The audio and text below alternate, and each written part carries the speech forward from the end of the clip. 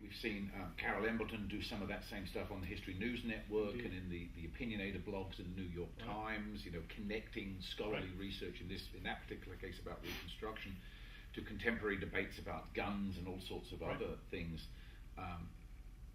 Do you see, I guess it's pretty clear what the promise of that is for scholars in terms of connections to new audiences. What do you see as the dangers of that? What's the downside? Is there a downside? Sure. I mean, I think we have to be careful.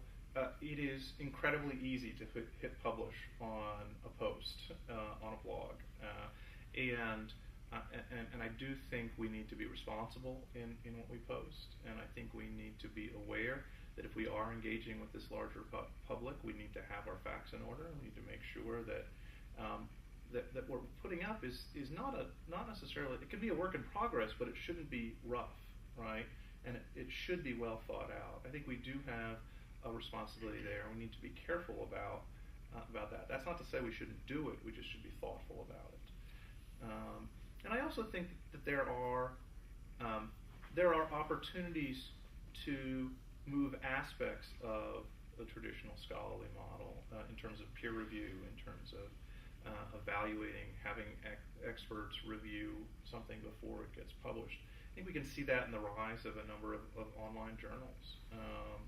And I think the power of some of these journals is partly that they are able to produce journals at a much lower cost than the print version. But I also think that they offer real opportunities to represent those materials that we talked about before that don't always lend themselves very well to a static environment, right? That they, in many cases, these are dynamic, or they are best understood in a dynamic way.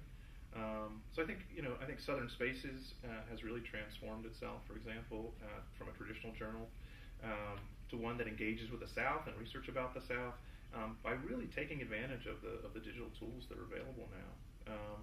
I think the Journal of Southern Religion that Lincoln Mullen and others have been involved in have taken that a step further. It's peer-reviewed, it's open access.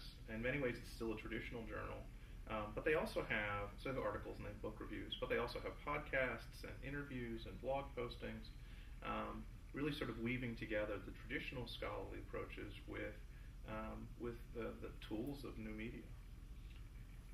And it seems, I mean, if I think about the profiles of the people that we've been talking about here, for many of them, kind of the legitimacy of what they're doing in this new digital environment is actually underpinned by their previous and continuing mastery of more traditional modes of scholarship. I mean, these are all folks who've written peer-reviewed articles, university press books.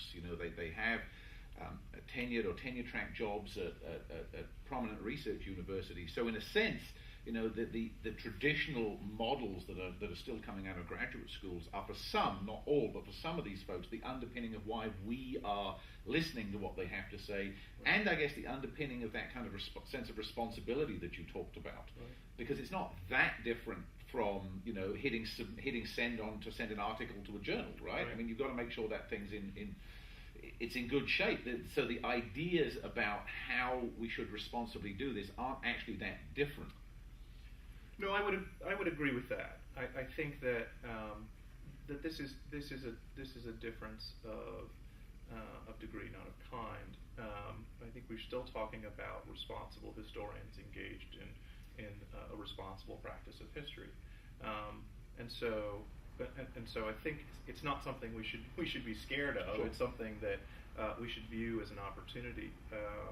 So I think despite these dangers, and I think that there are really senior scholars who are beginning to work on this, but there are also junior scholars who are beginning to work on these things. And I do think we need to make sure that the system that exists provides them with opportunities for advancement and for recognition, and that the profession does begin to talk about these things in ways that counts towards tenure and promotion, that hiring committees understand, that administrators get at institutions. And so these are important conversations to have. I think it's very important that a lot of the path breaking has been done by people who, as you say, have succeeded in in the traditional modes of scholarly production. But I think as we go forward, we're going to see more people engaged in these digital forms of production. Again, with the same standards of rigor and the same standards of expectation of scholarly responsibility that we've always had. That hasn't changed, and it shouldn't change.